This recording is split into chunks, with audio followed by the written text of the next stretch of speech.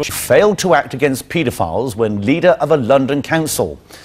Mrs. Hodge insisted today that wasn't the case, though she admitted mistakes were made. Children's charities say she's on probation. The Tories wanted to resign. Libby Vina reports. Just 2 weeks after she was appointed Children's Minister, Margaret Hodge today found herself battling to prove she's fit for the job. At issue, allegations that as leader of Islington Council, she ignored claims of child sex abuse. Today, she insisted while she'd made mistakes, she'd also learnt from them. I did make a bad error of judgment in believing at that time that there was no substance to the allegation. But I have learnt from that mistake, and I've had 12 years to think about those issues, to read through them. And in some ways, that equips me better in my new job.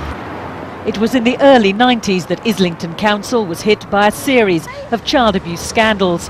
One victim today said he still blamed Margaret Hodge for not taking the accusations of abuse seriously enough. I had no support, I had no counselling, I had no one to turn to.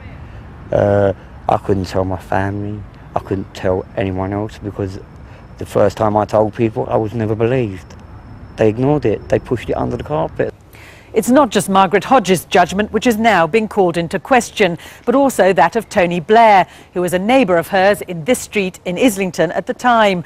How much did he know then about the allegations against her, and how much did he take them into account when putting her in charge of the nation's children? People out there who are concerned about vulnerable children and children who are at risk must be really worried that here is a lady who has a proven track record of not looking after children being appointed as Minister for Children. What on earth is the Prime Minister thinking of? But for now, Tony Blair is standing by his minister. Libby Vina, ITV News, Westminster. Well, coming up the rest of the day's news.